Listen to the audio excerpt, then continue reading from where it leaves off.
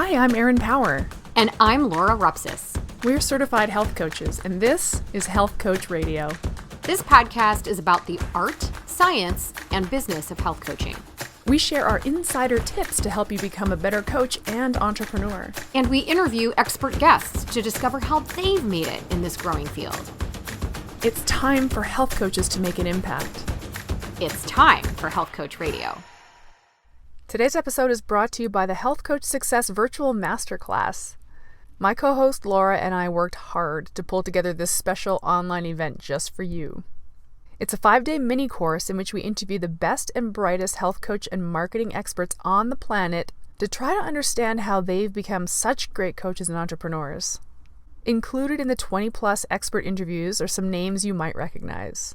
Primal Health Coach Institute founder Mark Sisson, celebrity nutrition expert and New York Times bestselling author J.J. Virgin, author, cardiologist, and staunch health coach advocate Dr. William Davis, Michelle Liotta of Health Coach Power Community, Michelle Norris, CEO of Paleo FX and ID Life Nutrition, and many, many more. The Health Coach Success Virtual Masterclass is now available and totally free for a limited time. Check it out at primalhealthcoach.com/success. We had a great chat this week on the show with Dr. Steven Cabral. He is a naturopathic, Ayurvedic, and functional medicine practitioner who ventured his way into healthcare in much the same way many of us have, by suffering through some health struggles and finding his way out of them.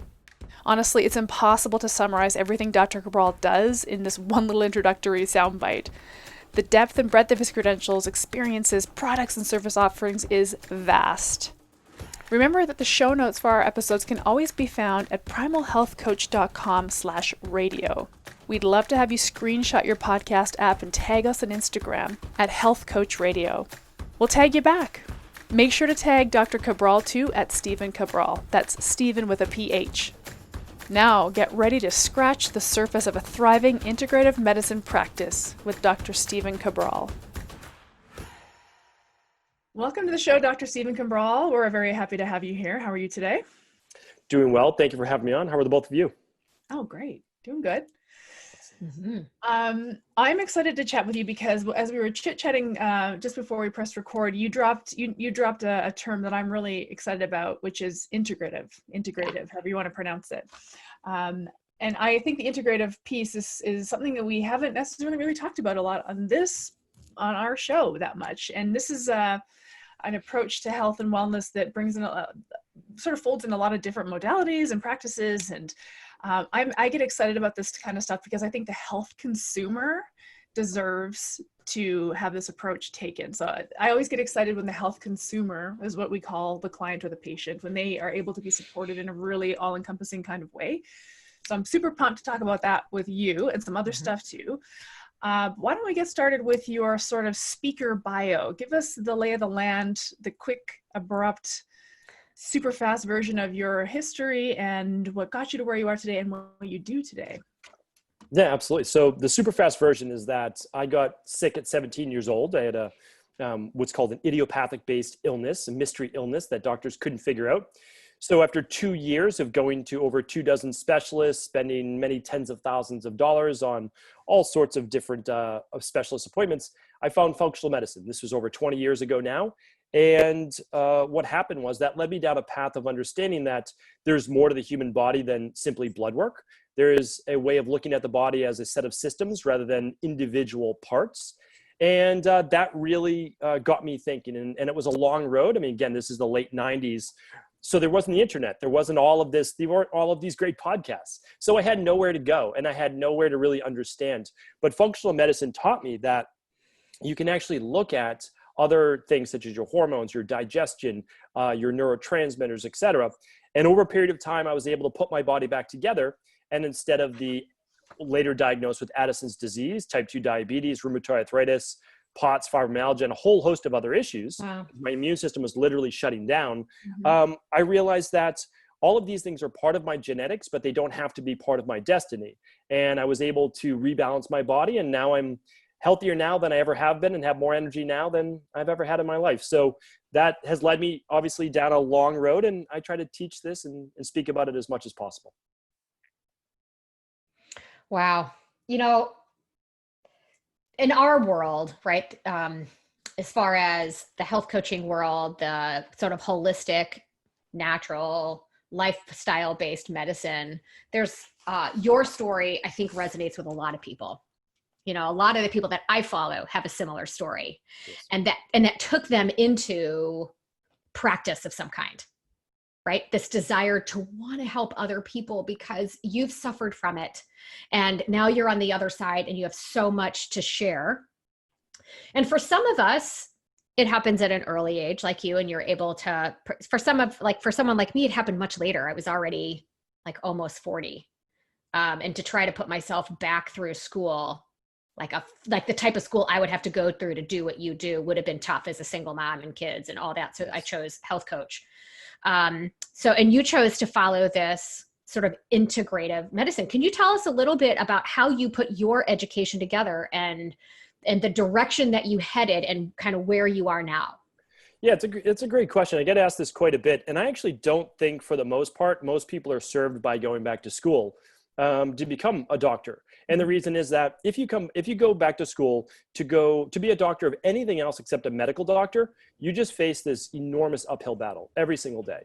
And so if you want to help people and you want to do it from a functional perspective, I honestly tell people now, your best bet is still to become a medical doctor, but then practice as a functional medicine doctor or practice holistically, because it's everything is an uphill battle. Now, having said that, I'm glad that I took my path. I actually got certified as a nutritionist at 18 years old. About 6 months later, I got certified as a personal trainer, and I just worked my way up. I got yoga certifications because I was learning. I mean, I was a kid from Medford, Massachusetts. It's a town of 55,000 people, all just regular, middle class, blue collar. Like who knew about functional medicine in the first place in the 90s? And so then I find out from my mentor when I'm about 26, 27 years old, who finally put things together for me. I really believe everybody needs a mentor. And I met many different health practitioners, but this person just spoke to me. And what I did was I said, okay, you combined an integrative approach, Ayurvedic medicine with functional medicine combined with genetics. And I'd never seen that before. And so I simply wanted to say, okay, let me follow in your footsteps. It was the right path for me, but I really believe most people are better served as a health coach or a personal trainer or a combination of the two. There's nothing that says you can't be a yoga instructor, a health coach, and like a life coach if you wanted to. Learn a lot of knowledge, and that's an integrative approach. And then you can work virtually, you can work locally, you could work under another doctor. So that's my highest recommendation for most people. The uphill battle is not always, the juice isn't worth the squeeze, as they say sometimes. We like that recommendation. Really get to say it one more time, a little louder. Health coaching is the way to go. I really believe that. I truly do. I just think that you're going to be able to serve more people. There's less restrictions on what you can do. There's way more restrictions on me than there is on a health coach for how I can even practice telemedicine, right? I mean, like, you're not, even in the United States, I'm not supposed to speak with anybody in Kansas. I'm not supposed to send anybody labs in Rhode Island or New York. So it's not, again, I'm very happy that I took my path. It was the right path for me, but it doesn't mean that it's the best path for sure. And it's certainly not the easiest path. I know not everybody wants the easy path. Nobody's saying that because this is a life learning process. I mean, I read still multiple books a week. I'm always doing research every single day. But again, it's just what speaks to you. My mentor resonated with me and I followed her footsteps. So I love something you just said there, that you can actually help more people and do more as a health coach, because I think most people believe it's the opposite. I'm not an RD, I'm not a doctor, I'm not this licensed clinical practitioner, thus I can't do this whole host of things. Yes. When in reality, there's so much more that we can do that can be so much more impactful to the end client. Because, I mean, I heard your story, I have my story, Erin has her story, and many people have heard story after story of going down that sort of clinical path that really didn't get us anywhere. What we really needed to do was change our environment, change our behaviors, adjust our choices and habits to ones that actually served us. And that's what a health coach does, right? We, health coaches, the way I kind of phrase this is, we're focused on wellness, not illness. Right? Many doctors are there to treat an illness and get you better, but doctors aren't going to take you from, okay, I'm better, to, boy, I'm the healthiest I've ever been. I'm the happiest I've ever been. That's not what you don't have time to do that. That's right. That's where it gets passed off to the health coach. So there's so much more that you can do. And to your point, I can take my practice anywhere in the world. So much more freedom. So thank you so much for bringing that up, because I think that gets missed in the conversation. My pleasure. And just to let you know, we have a pretty large functional medicine team. And besides myself and another, there's a medical doctor on our team, everyone we hire is a health coach. And that is because, just like you said, we'll be reading thousands of labs a week. And all of our health coaches are then implementing all of those plans. And they're also talking a lot about the lifestyle-based advice. And, lifestyle, I have something I call the de-stress protocol. It's diet, exercise, stress reduction, toxin removal, rest, emotional balance, supplements, and success mindset. And none of that you need a degree. Not only that, when you go to medical school, whether you're becoming a doctor of naturopathy, a medical doctor, a DO, a chiropractor, you're not learning the other things that you need to learn afterwards anyways. So again, I know I'm making it sound like it's not that great, but the truth is everybody has their own path. But when I graduated, and even before that, I was still reading on, diet and exercise. And you don't learn that in college in the first place or graduate school. And of course, as a medical doctor, you don't even get a single nutrition course for the most part. So MDs actually need health coaches. And it's something that I'm talking about, is that an MD should see the 3,000 patients they need to see a year, maybe 5,000 for some doctors. And then they should have a health coach doing all the follow-up and all the implementation. I mean, that's really where, like you said, the change happens, the consistency. And plus, a health coach is also an accountability partner. Right. You need someone, and a personal trainer, after you've worked with a client for 3 years, they don't really need you anymore, but they like the accountability. They show up and they make sure they're following their diet plan and their exercise because they have someone that's keeping them accountable. So again, I can't speak it highly enough, but I've also been working with health coaches for, a long time, 20 years. Awesome.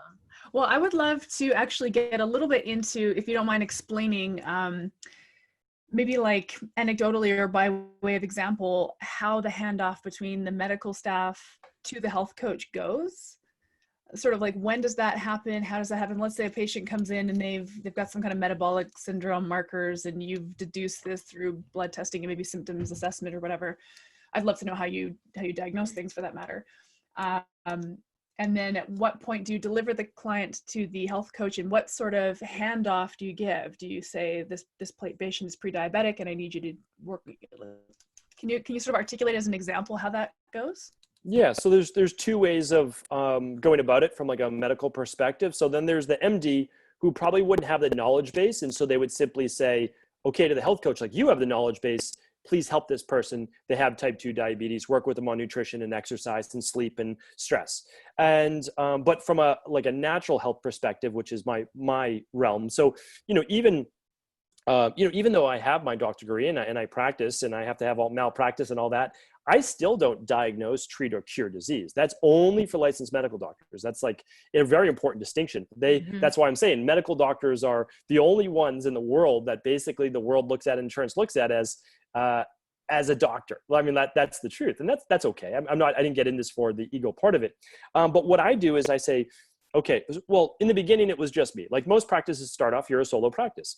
And so I saw everyone. Of course, I had someone to help with the scheduling and all that, which was great.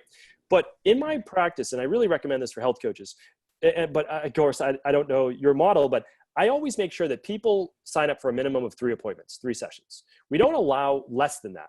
And the reason is, the first is a full health intake. They probably have had 15 minutes maximum to speak with their doctor before. Mm-hmm. And maybe half of that, the doctor was listening, and half they were typing up their electronic medical records, right?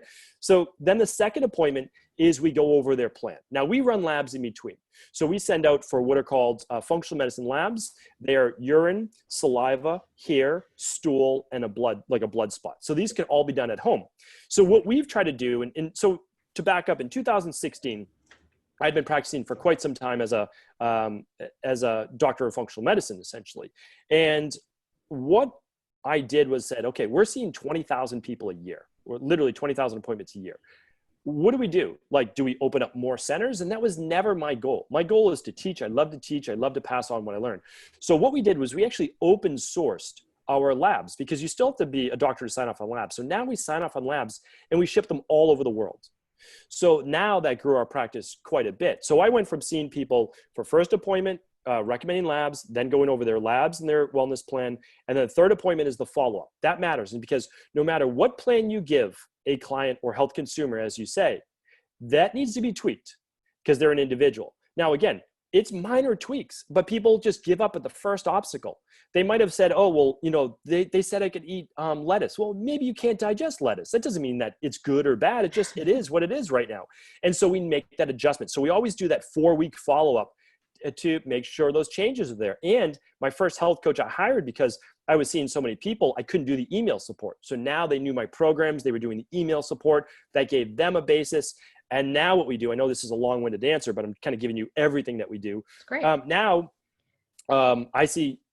We have thousands of labs that are run, like I said, every single month. And myself and a medical director, we both go through all of the labs. They ask me if there's anything interesting that we haven't seen before. And then we develop the programs. We get on a call twice a week with our health coaching team. The health coaching team has already seen these things now hundreds of times. But for things and for people with individual questions, we go over those on the call, and they implement the plans over the hundreds of appointments that we do for the week. So the health coaches are the ones doing the implementation, but also after they've been with us for about 6 months to a year, they're doing the base development. Like they give us the plan and we say yes or no. And sometimes we just say, perfect. Or sometimes we make subtle tweaks like, hey, did you think about this? And they said, yes, but they actually were dealing with this at the same time. So they're our front line and like the back, because they're doing everything now for us so that we can keep this machine, moving forward. Yeah, and they're giving you consistent feedback on how the programs are working and not working with the clients, patients, and what like allowing you to pivot your programming. And that's just such an empowering operation. I hope the health coaches listening feel excited about the fact that the health coaches are really an important and integral role in that relationship. Absolutely. And all of them learnable. I mean, even after I graduated and got my doctorate degree, I still went to the Institute for Functional Medicine. I did my postdoctoral training, all of those types of things. But, at the end of the day, you just never stop learning. Like people are like, oh, should I do this certification, that certification? I'm like, yes to both. Like, yes, keep doing them. Because like, what is it? Do you stop learning? Like at what point do you say, okay, I know it all? And that's why people ask me like, oh, how come you're still like, you read this person's book and that person's book? Don't you know that? I'm like, well, yeah, I mean, I pretty much know it, but they're saying things in a different way.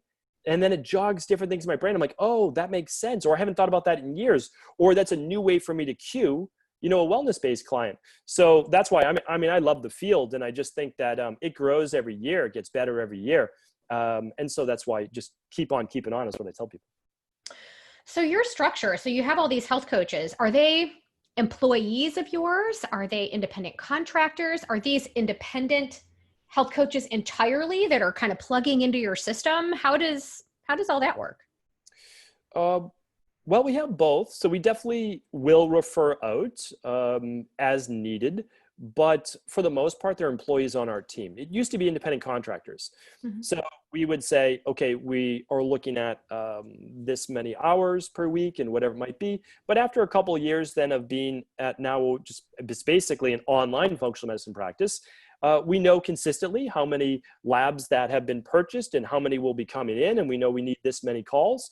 And so we actually hire about, I would say one new health coach every 3 months. So we continue to grow. Wow. That's amazing. Awesome. Yeah. It's great work for them. It's great work for us. And so, yeah, I think it's always trying to win-win. Like health be happy, client should be happy. And then if they're both happy, then the employer gets to be happy. Like that's where we come last, but that's just means we need to serve better. Like that's the thing. So we try to also make it a good career for them. Meaning that we've also found, and I'd love to hear your thoughts on this as well. We found that health coaches can do up to 25 to 30 hours a week of health coaching calls. But after that, they seem to start to get burnt out. So we've kind of learned this. So we've said, okay, about 5 to 6 hours scheduled per day. And then the remaining 3 hours is going to be for email support and also for creating your programs for the client. And just, I don't know if that's going to be helpful or not to people, but that's what we found is manageable. When I was doing 40 hours a week of appointments, I was doing another 20 hours of paperwork and all that. And it no longer becomes fun. So what we recommend is don't burn yourself out. This is great. This is great. One of the reasons why this is so great is because I think I don't know, Laura and I maybe are a little guilty of beating the self-employment drum. It's like, hey, this is your chance to be your own boss, but that's not everybody's cup of tea. Not everybody has the entrepreneurial itch and wants to go to work somewhere. And so I love that you broke that out for us, that you know, a coach is doing 5 to 6 hours of calls a day, and then there's some administrative work, and it's an 8-hour a day, a full-time job. And that's kind of, it's really nice to see, sort of have our minds wrapped around that structure and how it looks in a functional medicine practice. So I appreciate that. Personally, I think I'm good for 10 hours of client calls a week, but that's because I'm in private practice, and that's kind of how I've rolled it out. But I'm curious to know, what do you look for in a health coach when you're hiring? Great question. So I learned this a long time ago when I was working with spas and health clubs and setting up kind of like their wellness-based departments. And I hired many different people over the years. And hired people with the highest degrees, and typically it's a master's degree, registered dietitian, et cetera. But what I realized that even though the knowledge is great within them, they weren't able to work with people. And so even though they had this knowledge, they could not transfer it to another individual. And at the end of the day, all I care about, I mean, in a nice way, all I care about is results, because I dealt with my illness for 10 years before someone could put it all together. So, I mean, everybody I went to was brilliant, right? I mean, these are Harvard educated doctors in Boston and all that. And it wasn't that they weren't brilliant. They were, but they were brilliant in the field of study that they were brilliant in. And I simply didn't fit that box, that mold. So I look for people that are passionate about this field, that have great energy and charisma, like meaning that they can empower another individual. And if I see that, I know I can teach them all they need to know. And so that's what I look for. Awesome. Oh my gosh, I love that. So, you know, it's funny because in the clinical world, we are starting to see more sort of conventional clinical organizations look for health coaches. The VA is hiring health coaches, insurance companies, large hospitals, convalescent homes, like all this stuff. But they're always looking for somebody who's also medically licensed, like an RD, like they're looking to hire a nurse to be a health coach, or an RD to be a health coach, or a physician's assistant, or whatever. And the only issue I see with that is that their initial training and that the fundamental knowledge base is not from a coaching place. It's from an expert place, right? It's from I'm the expert. This is what I see is wrong with you. And this is what you need to do to fix that. Rather than the point of view from a coaching perspective where I'm here to walk with you, not lead you. Mm-hmm. I'm here to help you learn to tap your own internal knowledge base about you and what you want, what your body needs, what it's telling you. Most of our clients really know their own bodies better than we do. They just don't know how to articulate it. Right? Yeah. So when you're coming from a place of I'm the expert and you're trying to transition that mindset, it's hard. And it's very easy to fall back into that trap. Whereas folks that have started with coaching, have been trained in coaching, they're coaches. They're not nearly as, what's the word I'm looking for? Yeah. Like predisposed to kind of put that expert hat on. Now, that being said, there are a lot of people that come to coaching thinking that that's what that is. Yeah. And we have to kind of retrain that out of them, retrain that mindset. That's not what you're here for. So I love to hear that your methodology of what you're looking for in people isn't just someone who checks the box, is a licensed whatever, and that they've got those intangibles almost that are hard to teach, but they are very easy to train and continue to practice. Yeah, without a doubt. And the two fields are completely different. I mean, medicine is built in the United States almost like an assembly line. And so you're basically going through a checklist. And so I presented eventually with Addison's disease, and I was put on Cortef, and I was put on Florina for POTS, and then for type 2 diabetes, so it's just because you're seeing so many people roll through. And in our practice, you can't do less than an hour initial consultation with us. Right. And then after that, the next consultation's an hour as well. And so then the follow-ups after that could be a half hour, but we need enough time to be able to educate you. So I see health coaches as health educators, And then I see the medical profession as more diagnostic and, just life-saving. And that's a great thing too. I mean, we're lucky to have both sides of it, but let's not confuse the two sides. And the one thing I could say is I actually just presented on this topic actually in Australia. And I let health coaches know, I spoke to quite a few health coaches over there, that corporations are major, now they're major contributors to basically the wellness movement. And that's because they're showing a decline in the amount of premiums for health insurance they have to pay if they bring in a wellness program. Well, they are also smart by saying, we're going to have a medical director for our wellness program, but we're going to hire wellness coaches who are the best at all of these follow-ups. And they were the ones who are also applying for the jobs. So there's actually a lot of health coaches now working in the corporate-based field and helping a lot of people there. So I would say over the next maximum 3 to 5 years, we already know that it's going from like a $5 billion industry to an $8 billion health coach industry, because I talk on this quite a bit. And I believe that to be true. And I also believe now, with the times we're in, we're going to see it be more virtually, because people are now going to be able to work over Zoom, over Skype, and believe it or not, most health coaches don't need to be HIPAA compliant because they're not doing medical work, but Skype offers HIPAA compliance, Dropbox offer HIPAA compliance. So like they're all getting with it. And again, anyway, it's a great time to really be in the health field in general. Can you just actually expand on that a little bit, the HIPAA compliance thing? Because we get a lot of questions from our students about, do we have HIPAA compliant forms for them? And we don't, and that's not really what we as a school offer. But can you talk a little bit about why coaches don't really actually require that? Because you're providing health education, you're not treating, diagnosing, or curing disease. So you're really speaking to people about how to improve their overall health from not a general standpoint, but from a general standpoint. And then you're tweaking it more for their life. And you're giving them sample meals. You're not telling them, eat this, eat this, eat this.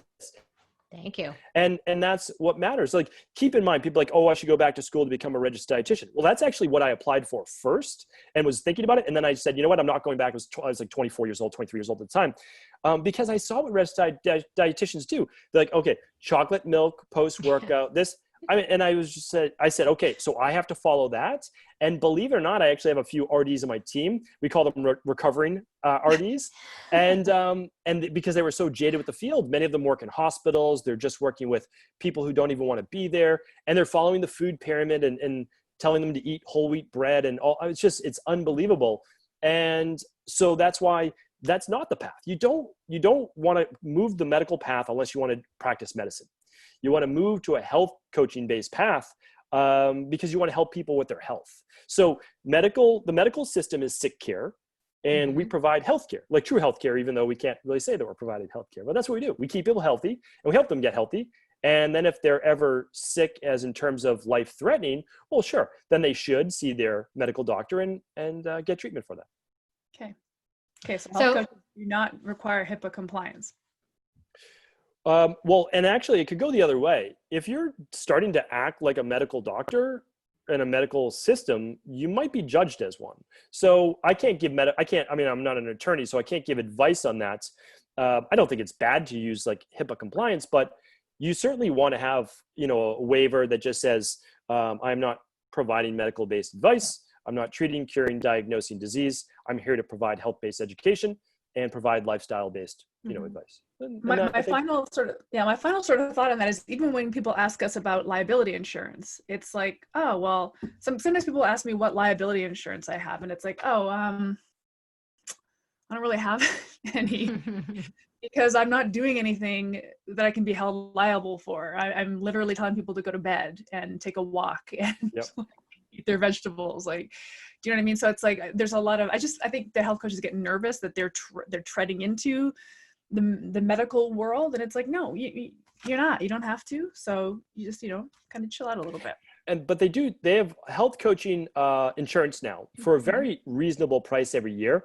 So it's one of those things I just call like a fail safe. Some people feel comfortable not having it. Some people feel comfortable with it. But companies like, I think it's like Philadelphia Insurance and a few others, they're used to working with health coaches, just like personal trainers. And it might be a couple $100s a year maximum. And it's kind of like, well, I would pay with that for like 2 client appointments. So it's kind of, I look at it that way. And I still do, from my perspective, having something that's just, but that's one person's opinion, you know? No, Yeah. I would agree with that. I would agree with that. What we teach in our school is like your number one liability protection is your language. So just watch your language, and then if you can find a package that's for, just, you know, bring it into business expense, it's good to have. But what I think my thinking is like coaches are worrying about it a lot more than they need to be. They without a doubt do. Yes, hands down. And people are always worried, like, you know, can I be doing this? Can I be doing that? It's such a gray area anyways. Nobody knows, you know, like, can you say this? Can you say that? Well, if it comes in, like, if you say, I'm going to help you lower your cholesterol, well, you're not, and you can't say that. Right. I'm going to help you, you know, rebalance your body to create healthy levels of inflammation. And this, yes, you can do that. And you do, but again, you're not working on the cholesterol, you're working on diet, exercise, stress reduction, toxin removal, et cetera. So yeah. I think a lot of the fear too comes from people that aren't practicing yet. They don't really know what they're doing. So they're sort of extrapolating this out. So when I really think through, so first of all, the first step of this is, look, don't do anything that's going to put you at risk. Don't go out giving advice that could potentially put you at risk or your client at risk, right? And don't let a client draw you into doing something that you're not really qualified to do, right? Which could happen, you know, especially if you build a good relationship with a client and they trust you, and maybe they are working with a practitioner and they're not getting anywhere. So now they're coming to you and asking you questions that you just really are not qualified to answer. But they're so desperate now, you're tempted to just say something to try to help calm them. This is where you need to have a practitioner that you do trust, that you can refer people to. To get a second opinion or sort of move forward. But from the standpoint of really the fundamentals of what a health coach does, there's really nothing risky in it. But I own a gym. I also do training, physical training, that you should have some liability insurance for sure. Especially if you're doing any kind of distance training and you're not there to help control the situation or what have you. But so I have liability insurance because of that.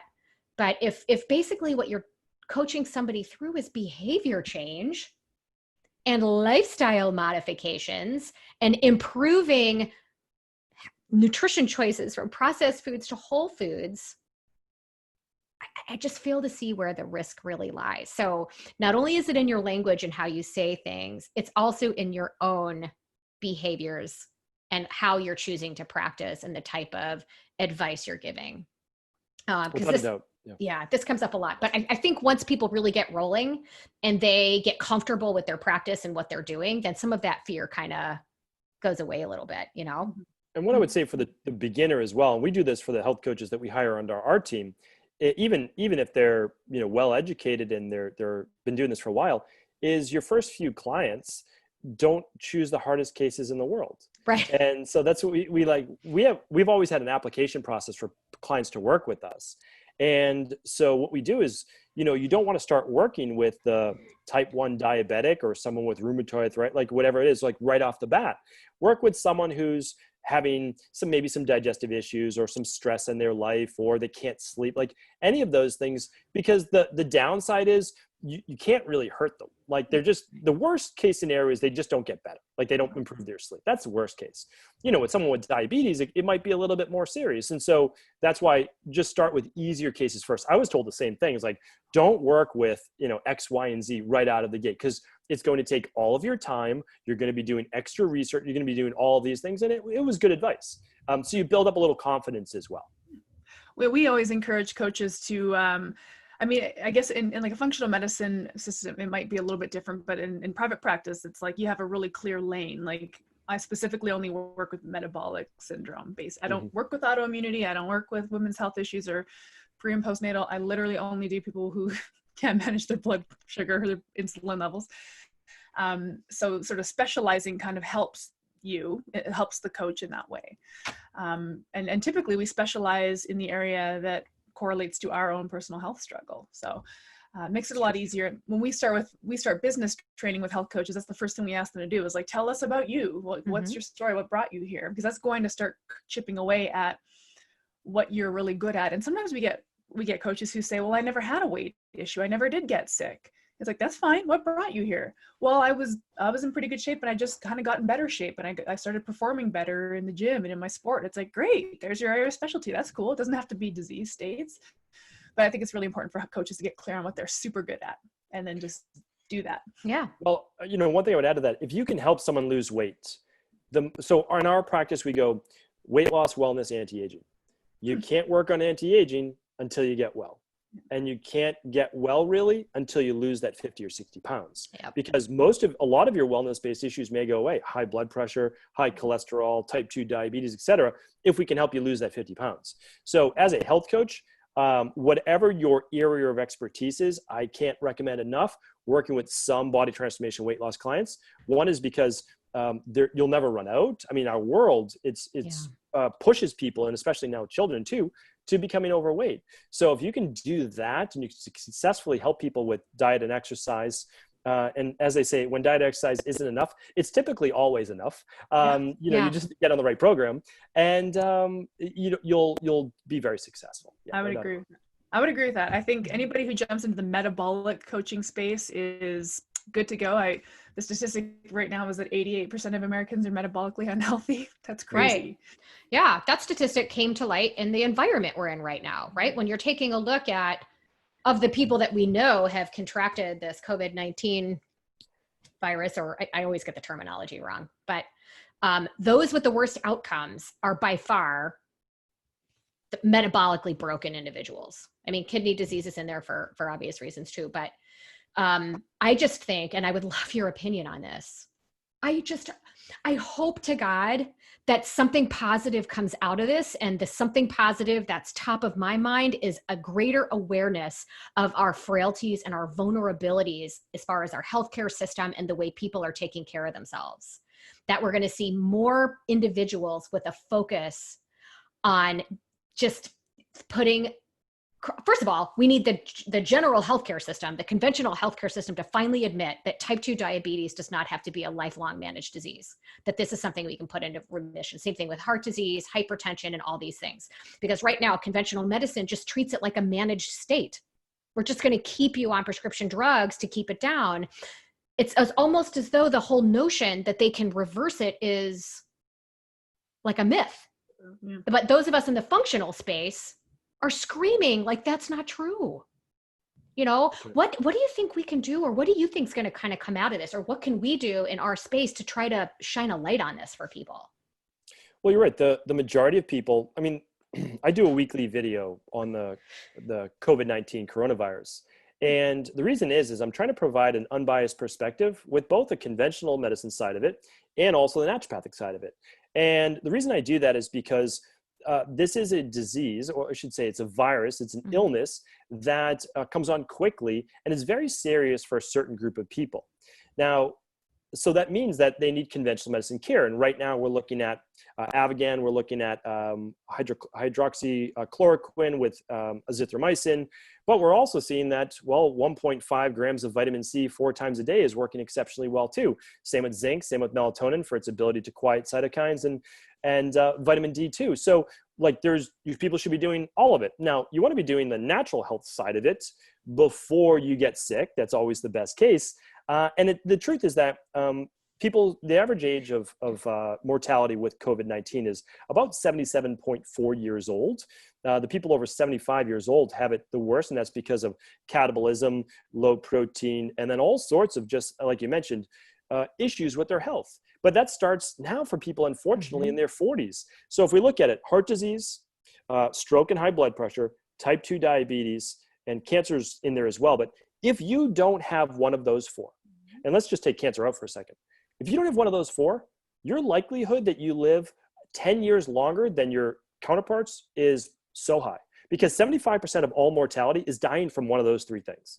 If we could eliminate those three, which we know that we can, and put genetics aside, I had high cholesterol when I was 18 years old. Well, I don't have high cholesterol today. So is it really there? Sure, it's in my genetics, but it's allowed to express itself based on my lifestyle choices. So that's what we need to help people with. And yes, they are much more susceptible. People have had this COVID-19, and 80% of people exhibit no symptoms to mild symptoms, which would be headache, fatigue, and maybe a minor cough. and that's it. And so what does that mean? Well, it means that a healthy immune system will beat a virus any day of the week. Yeah. So it's interesting because my dad is in his late 70s, and so high risk just inherently there, but also he's got COPD. And so he's got a respiratory disease, which makes him very, very, very at risk. But why does my dad have COPD? Because he smoked 40. So like his high risk situation right now is from his behavior 40 years ago. And so, but I don't think people realize that their metabolic health is on that same kind of spectrum. Like the metabolically, to Laura's point, the metabolically unhealthy are the ones that's like the metabolic comorbidities are where the high fatality rates seem to be. But that's not just bad luck. It's not just bad genetics. It's how those genes are expressed. It's how that health sort of spectrum needle moves. And I get frustrated because I work in the metabolic space, and I know that amongst us, we're talking about this, but I don't know if the health consumer is aware that behavior changes they make now can actually influence their metabolic health in the relatively short term. Yes. And that was the thing. I mean, that's the reason I got sick. And I didn't even mention that, but it's also the reason why people get sick now earlier, 30s or so, used to be 50s. And it's almost 2 years now, I wrote a book called The Rain Barrel Effect. And it is this gradual filling up of your rain barrel of stress. We have over 77,000 man-made toxins in the environment that people like to just brush over. Right. Triclosan in our toothpaste, aluminum in our water. Sodium lauryl sulfate in our shampoos. The average woman right now leaves the house having used 12 different skincare and hair-based products and those things, and she's wearing 126 different potential cancer-causing chemicals on her body. And again, nobody talks about that. And your skin is porous, and it allows it to be absorbed right into your bloodstream. Well, none of these things cause disease the first time you use them. Over years of poor diet and not exercising, women more than men lose about 5 pounds per decade of muscle mass starting at the age of 27 years old. Men lose it too, but men, it's just a little bit different metabolically. And then again, hormones get affected. So when you are talking about all of these issues, yes, it is absolutely a filling up of that proverbial rain barrel. When I was 17, I got sick because I ate poorly. I was eating Fruity Pebbles in the morning. I was exercising all that. I was thin, lean. So sure, people are like, oh, then it's fine to eat all those things. Well, it wasn't fine. I was drinking milk with every meal. And then I was working a job while going to school. I was a perfectionist. And then at 14 years old, I started taking antibiotics every day for acne. And so then it destroyed my gut bacteria. And I took 3,000 capsules of amoxicillin. Well, nobody knew, right? And so then all of a sudden, again, filled up that rain barrel. I had Candida overgrowth, SIBO, H. pylori. Lo and behold, I ended up with all sorts of autoimmune issues in my immune system and my adrenals crash. But it wasn't out of nowhere. I just didn't know. It happened. Somebody knew. Eventually, again, at 19 years old, they find somebody like, no, this is what happened. And so that's why it's not always our fault. But once we realize there's more to this equation, we need to start working on it. And you don't have to be perfect. That's why I tell people in practice. First, get well or lose the weight. And then you don't have to be perfect. Have a cheat meal every week or whatever you want to call it, a flex meal. And enjoy your favorite foods. But the majority of the time, you have to focus on the plan. That's right. Oh, yeah. Focus. That's a great point. And it's something I try to drive home with my clients. Gosh, you know what? It's what you do most of the time that matters. It's, what you do kind of once in a while really isn't all that big of a deal, as long as you don't let that once in a while transgression, whatever you want to call it, turn into a total cascade where everything falls downhill and falls apart. Yes. Right. Which sometimes I've had some clients where that does happen, that if they have one cupcake, they eat 6. Like that's just, they know better. But that's got to be their decision, right? From a coaching perspective, it's having the conversation about them having that aha moment about themselves and them making the decision to not do that. But what else can you do to reward yourself if it's not the cupcake, right? Maybe it's something else. But I love just that mindset, gosh, it's what you do most of the time that matters. So stop freaking out over what you're doing, every once in a while.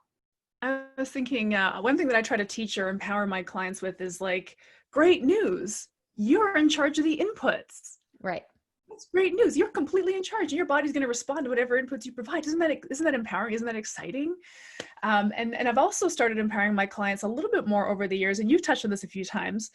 Gene expression, like not your destiny. The inputs you provide can influence how your genes are expressed. Isn't that empowering? So it's just kind of like getting people excited about just really how powerful food and lifestyle can be. And that's because a lot of people do feel trapped. You know, their parents had high cholesterol or their mother had type 2 diabetes, whatever it is. And I just say, listen, I'm not denying that. What I'm saying is that you had the same genes at 12 years old. Why now do you have high cholesterol at 36 years old? Like why? You had the same genes. So what happened between now and then? And we just talk about all those things that have happened. And we also, that's why, you know, we don't tell people that we're going to help them get well in a week. Our programs are 12 to 16 weeks long. And that's the minimum. I mean, that's just where you start because, you know, it's just like you were saying is that a client has to go through the process. They eat that cupcake and they realize because they went 21 days on an elimination plan and they're doing really well, I'm going to have a cupcake. And then they ate 6, just like you said. Well, we didn't know you were going to eat 6 and neither did you until you went through that. Now we know that is a trigger for you. We have to stay away from that. And that's why you have to do at least monthly sessions with your clients in order to just talk this through with them because they'd be like, oh, you know, I failed. Well, you didn't fail. It's part of the learning process. We're going to try not to do it again. But guess what? It may happen again anyways. And if it does, just get right back on. And that's life. It is part of life. That's the best. That's exactly it. That makes me so happy that you're saying this because it's like, that's what I tell my clients. It's like, we're going to figure it out together. We're going to figure out what your life deals to you and how you respond to it. And then when you inevitably fail, that's a teachable moment. We're going to learn so much from that. This is going to be great. And I really think that diet culture, and that's a rabbit hole we don't have to go down, but like diet culture has taught people that if you have the one cupcake, you might as well have 6. It's really reframing this idea of failure and success and practicing. Yeah, without a doubt. You know, I would love to kind of dig into your programs a little bit, if you don't mind, and kind of just to kind of give some inspiration to folks listening about how to just build a practice to begin with. You know, my program's 12 weeks long, Erin's is 8. You know, we want to like behavior change, habit change, lifestyle, all that takes time. And it actually probably takes more than 12 weeks, right? But it's harder to sell and get people to buy into a 6-month or a 1-year program a lot of times. And, you know, I said on another interview, more than half my clients end up re-upping for another 12 weeks or longer because, you know, again, that's their choice. But I would love to, if you wouldn't mind sharing with us the thought process that went into building your programs and why those links and sort of what you've learned over time that drives the best results for people. Sure. So the 12 weeks is not just by chance. It's what I found is a compromise between myself and the client, meaning that, and I learned this at a young age because again, I started nutrition as a nutrition counselor consultant at a young age. And because of my own learning process, I'm like, oh, I really love this and I'm learning a lot. And simply, I want to share that with others. And then personal training as well. What happened was I couldn't fix the inside of my body. I didn't know how, but I could change the outside of my body. And so I could no longer play sports that required any endurance, but I could go to the gym and try to build muscle. And so that to me was like this really saving thing at that young age. And I wanted to teach that then to others. So what I realized was that people don't know you at first. And so it's hard to sign up for a year program. And also a year is so long. Who knows what any of us are going to be doing a year from now. Right. And even 6 months is a little bit there. So the time commitment that seems perfect is 90 days. And clients can typically get behind that because they know they're not going to get all of their results in 4 weeks. And it allows me then to say, and I lay out the program. These are the 3 appointments you're going to get. Initial intake, so I learn everything about you. It's going to be then a complete program for you, whatever you want to call your program, call it something fun that's branded by you. And then the third one is your follow-up. And that's where we make adjustments so that you can continue to get results then for the next however many months. Now, of course, on that third call, you just say, I would love to continue working with you. Here are your 1 or 2 options. And just what we do is we just renew for another 12 weeks. Now, if they don't want to do those call each month, well, then they can simply do a one-time call, but maybe that's at a little bit higher of a price, at a premium for a one-time call. And it doesn't include all of the email support. Now, you have to include email support in your price because clients are going to email you anyways. So just build that in, like what's 1 hour a month of your time? Build that into your program costs because you're going to be doing that anyway. So that's what we do. Yeah. Yeah. Awesome. And then is the goal graduation? Like, is the goal to have the client graduate eventually from care? That's a really good question. I've never thought of it that way. And the answer to me is graduate in terms of getting the results they want. And so, I have multiple practices, and one is a nutrition and training studio that I've had for many, many years, and they never graduate. They get all the results they want, but they have to maintain those results. And it's the same with health coaching. So you never graduate from maintaining. So I think the follow-up is then less though. So what I do for people in my private practice is we meet quarterly or every 6 months, but we don't need to meet monthly anymore. So we still need to check in, and we can then do a more advanced thing. So then we start using biometric based data. Like people want me to say like, oh, help me with my heart rate variability and all of my deep sleep. Yeah. Okay. We'll work on that eventually. And so then we start working on new things. So you can always have new things for your clients to work on. So I start doing more fine tuning of their nutrition or body transformation. I use the Oura Ring.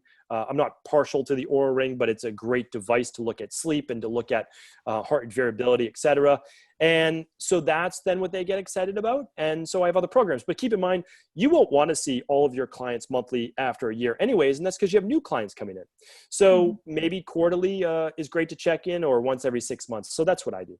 Cool. Yeah. The reason I ask is because we, in private practice, sometimes you'll hear like business coaches might say, you don't want your client to be out of your care. You got to create some kind of membership site for them to be considered, there's continually income stream. And that doesn't feel good in my heart or soul. Like, I don't really want them to have to keep coming back, but keeping your eyes on them as they progress continuously through their wellness journey. That's cool. Like, and I think that's quite nice. I struggle with the language around like, keep them, because I kind of want them to figure out their own health on their own. Without a doubt. And anything that doesn't feel right, we never do. And it's always the best service of your client. So like, that's the thing, is like the best service of your client is to keep them on the right track, check-in calls, and then fine tuning as needed. And so if you always put your client first and their best needs first, not only will you be well served in terms of having a lot of clients and client relationships, but you'll get plenty of referrals as well. You won't need to worry about trying to hold on to every last client. We don't worry about that at all. Just say, listen, if we're not even the right coach for you, we're not the right practice for you, we'll refer out. Like we're okay with that as well. And we do. We just say, listen, this doesn't seem to be connecting well. It doesn't happen often, but you might be better working with this particular coach, doctor, et cetera. And that's okay. Like, cause you're doing the best for them as well. For sure. Well, and look, if you can continue to provide value to your client moving forward, it makes sense for them to want to come back for you, right? There are, and I see it with a lot of coaches, they specialize in taking a client from point A to point B, whatever that is, right? Beyond point B, it's maybe another coach, or it's where a coach can look to hone, like that's a reason to continue your education, right? Now that I got a client from metabolically broken to metabolically healthy, what is beyond that? And do I have an interest as a coach in taking somebody beyond that? Maybe you don't. Maybe you're happy, they're graduated, they're on their way. If they're looking for a 2.0 program for something else, then maybe you'd refer to another coach, or they'd look for somebody else. Or maybe you decide that you want to, move into that space to take somebody on a 2.0 program. Like that's an option there too, for sure. Yeah, that's right. Because that's kind of where my question came from. Because I have a specific end point, right? Where it's like Laura just said, metabolically unwell to metabolically well. If you want to level up and shred or whatever, it's like, I don't care about that. I literally don't care about that. I just wanted to get you to metabolically healthy and we're done. So, but I think that's interesting that we can make that distinction, and coach can make that distinction.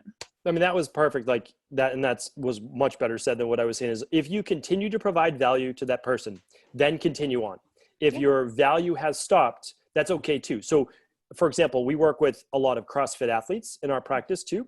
And the reason is that we specialize in hormone testing. and naturally help them lower their cortisol levels, improve their sleep, recover faster. But when we see there might be an issue with, let's say, nerve entrapment or biomechanical deviations of the spine, we have a chiropractor that we refer out to. And they'll do soft tissue work, they'll do whatever it might be. And if we feel like, okay, this person's nervous system is shot, we have a center that does float tank. They do sauna. We're acupuncturist. So it's always great to have your network. And then if you refer to other people, well, then they refer to you, and it's this nice little health network. And we always consider ourselves, though, that the health guide. Like, we are the ones that present them with all these opportunities. So whenever they have a question, they always come back to us, because they know that we have their best interest in mind. And it might not be with us, but we'll give them a great referral. Biological dentists. I mean, look all these up in your area. And so that you create this network of synergies that the biological dentist is not going to be helping them with their nutrition. Right. Mm-hmm. And so, like, you can really have a great team, and it makes it a whole lot more fun. At least now where I am in my career, it's just, I enjoy working with great people, and it's a lot more fun. Yes. I love it. So I was checking out your website, and you have your programs where you're working with individual clients, but I also noticed that you offer courses and you offer a certification. And I get a lot of questions as the admissions director about where's my income going to come from? Where's my revenue going to come from? How do I expand and leverage? So could you give us a little bit of a story about where those came from? At what point in your career did you decide to develop those, and why? And the sort of how you use them as far as producing revenue, but also continuing to help others, right? In extension. Could you speak to that? Yeah. So the only thing that I've ever really loved doing in life was teaching. That's basically it. So when I was a teenager, I taught sailing. When I was, 18, I started teaching about nutrition. Very shortly after, I basically did personal training, which is teaching. And then I found a niche within personal trainers that I started working with them on their own nutrition, because I was doing anti-inflammatory nutrition and crazy. I was just so deep in it even back then, that it allowed me to just carve out these little things. And I liked being someone that people could look to for advice. And I just always enjoyed being someone that people could count on, that if I didn't know the answer, I was going to spend, 40 hours just on them researching whatever the answer was. Or I would just keep asking more questions. I just love the process. And I love the process to this day. So in 2016, again, I had this huge wellness center. I had multiple locations, seeing 20,000 people a year. But I didn't love, the truth is I didn't love the management of that. And yes, I had a manager for the wellness center. I had a manager for my nutrition training center. But I still had to oversee them, and I still had front desk that would say, "Oh, I'm out sick today," and I'm like, "Well, who's covering the front desk?" Like, because I'm always worried about service. Like, that's not very good for our clients. So, what I realized at that time is that I need to do more of what I love, which is working with people. And so I took all of this online. In 2016, I started a podcast. Podcasting was becoming like a big thing back then, and obviously now it's a really big thing now. And so what I did was I said, my goal is to reach 20,000 people a day. If I can do that, I made the right decision, because I was seeing 20,000 people a year. How crazy would it be to see 20,000 people a day? It didn't happen overnight. It took about 2 years to actually reach that many people per day. And at that time, we had a very large community, and still do to this day. And they tell me exactly what they want. So they say, we want this, we want that. And so we've offered everything we used to do in our private practice. Now we open source all the labs, all of the supplement protocols, all of the nutrition plans, free detox courses, so people can just start to learn about what liver detoxification is. And then eventually people said, how can we do more of what you do? It was just a natural progression. It was never forced. Everything in life that is worthwhile doing takes a lot of time. It takes a lot of energy. And so you don't want to do it unless you love doing it and you're passionate about it. And then, of course, even if you don't make a lot of money doing it, you feel good at the end of the day. So that's always how I've lived my life. Cool. So these are consumer-facing programs then? They are consumer-facing programs, meaning like we are still a functional medicine practice that people come to as their functional medicine doctor. So they still have their PCP, which is their primary care that they go to every year, get their blood work done, whatever it is. And they come to us for issues like autoimmune issues or type 2 diabetes or weight loss or psoriasis, migraines, SIBO, gut issues, you name it, anything. And then what we do is we listen to them, or we open source the lab. So if they already know they have digestive-based issues, we have a digestive lab bundle that they could run. And then they say, oh, okay, it's not candida, but it is bacterial overgrowth, and it is H. pylori, and it's not parasites. So now we know what to target, what to go after. And then we have a health coaching team that implements all of those protocols. So I've developed the protocols over a decade, fine-tuned them 2 decades, and then they implement those. Now, there always needs to be, again, like I said, fine-tuning. It's small tweaks, but those small tweaks are what would get the results. That's cool. You know, and kind of what I love about your story, and I think Aaron would agree with me, is these things came out of a natural, organic need based on the growth of your business and the needs of your client base, rather than, well, I want passive income, so I'm going to build this digital course that may or may not help people. I don't know, because I haven't gone forward and spent X number of hours actually coaching other humans to really uncover what protocol works well for my little niche and kind of what they're doing. And it's something that we recommend to every new coach. Just get out there and start coaching people, and just earn your chops, right?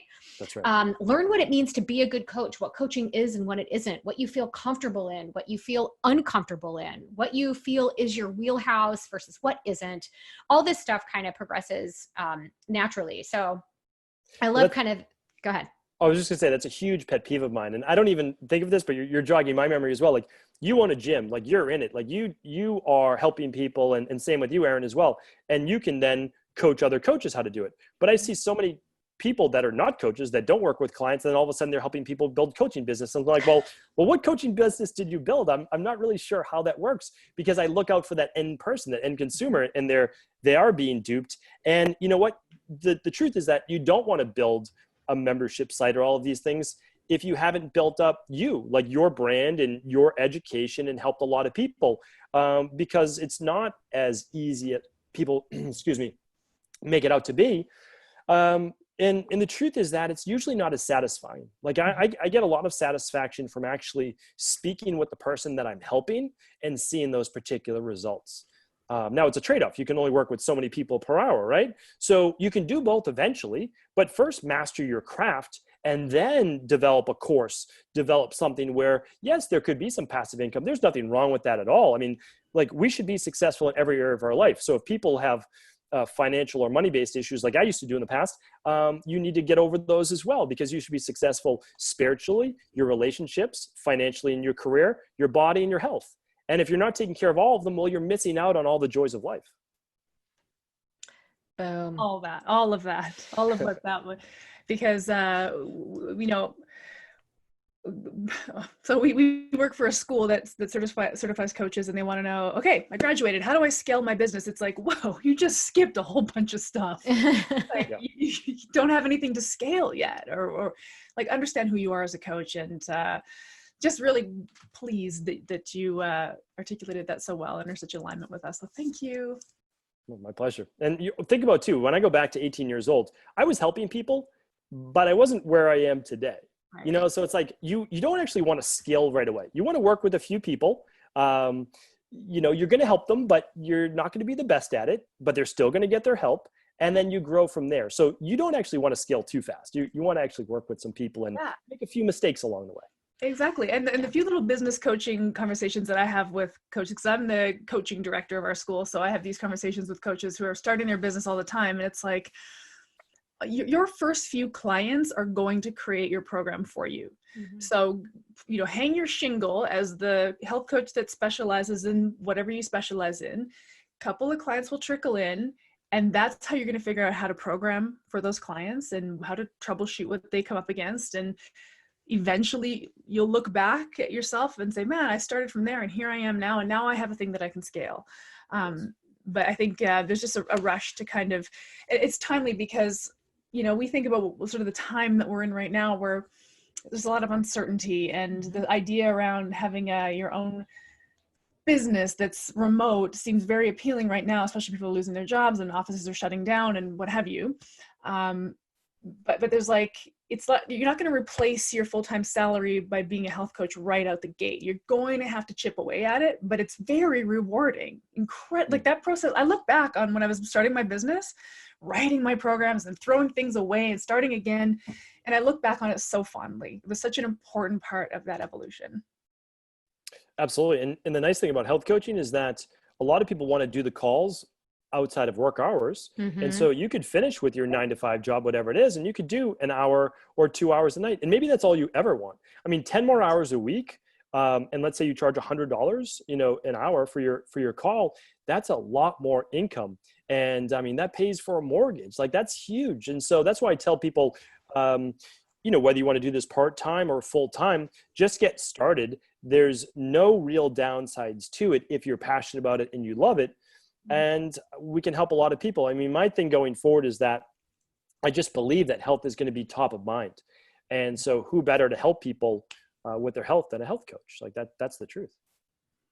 Oh, 100%. And now is the time for those of you that have been kind of sitting on the sidelines, waiting for the right time to try to get out there. Now is the time to try to get out there. Not only do people need your help, they always have, but now they're going to be looking for it. That's just kind of my humble opinion. And if you don't get out there and help people, you're going to be bad at it, or you internally will feel like you're bad at it. I should say that. Your clients are going to get help. I 100% agree with you. And I talk about, like, when I first started, I was so bad just because I was so excited and I just felt the need to just dump as much information and amazing knowledge bombs as I could. And I was going to wow my clients and they were going to have all this wonderful information to just go forward and be successful.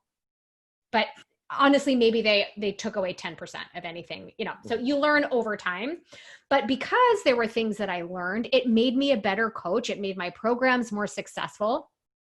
But I was able to do some good for those people. But you're not going to put together the world's best program, to Erin's point, until you get out there and actually coach people and you start to see some common mistakes, some common challenges, so that you can develop that protocol and a way to overcome it. Just using fitness as an example, I can't go from graduating or completing a fitness course, a personal training course, and then try to get out there and do a digital distance programming and try to show somebody how to do a proper deadlift.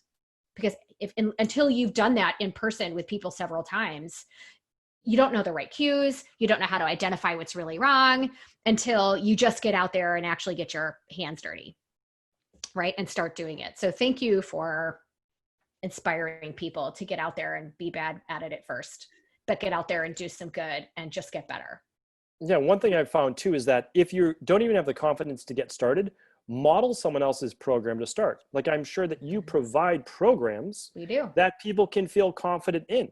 And so all you need to do is model the certification that you're going through right now and allow that to be your proven protocol. And then once you get more confident over time, you can add your twist and your touches to it as well. So, and again, I know the work that you do and it's excellent, meaning, like, I know the nutrition and I know what you're teaching people. So you can feel confident that going about and doing that, you should know that it's been done tens of thousands of times before you. And so even though you aren't the master of it yet, you're learning it and you know that it works. And so that's why I say model first, and then you'll find your own way. That's right. Great That's advice. Great. This is awesome advice. This has just been a really great pep talk for health coaches, and perfectly timed as we go through a chronic health, an acute health crisis of the chronic health sort of underpinning. Underlay, yeah. I feel really inspired and excited about the future of health coaching. So I just want to thank you for honestly being such an early adopter of it. Like, probably one of the first guys bringing this into a functional and integrative medicine practice. So and I just love hearing that it's been so successful for you and for your patients. So I'm feeling really good about this conversation. So thank you. Well, I appreciate you having me on. Thank you. Yeah. Can you tell our listeners where they can find out more about what you're doing, where they can find you? So my podcast is the Cabral Concept. It's just about health topics 7 days a week. On the weekends, I answer our community's questions. So it's everything to do with the model that I teach, which is just the de-stress protocol, which is diet, exercise, stress reduction, toxin removal, rest, emotional balance, supplements, and success mindset. I really believe that it's not possible to get fully well and balance your body without looking at all of those things together. And people say, well, why do you talk about success mindset? Why do you talk about emotional balance? Well, our psychology affects our physiology. And so sometimes a client can't get over their digestive issues, or they can't get over their poor sleep, or they can't even make the right food choices because they're not balanced in terms of their psychology. And so we kind of look at everything to do with the person itself. So my podcast is called The Cabral Concept. My book is called The Rain Barrel Effect. And my website is stevencabral.com. So that's pretty much, you'll be able to find me from any of those sources. Wonderful. Awesome. Are you on social media anywhere for those people? I am. Mainly hang out on Instagram, which is just my name, Steven Cabral. Love to be able to chat with people there. And we have Facebook groups and all of that, but you'll find it if you head over to the podcast or any of those places. Awesome. So you heard that, folks. You know where to find him. Thank you, Dr. Cabral, for all your words of wisdom and just your passion and enthusiasm for this and for coaching. And I think people are going to walk away from this feeling pretty inspired. So thank you. Thank you very much, and keep up the great work, the both of you as well. Love what you're doing. Thank you. This podcast was brought to you by Primal Health Coach Institute.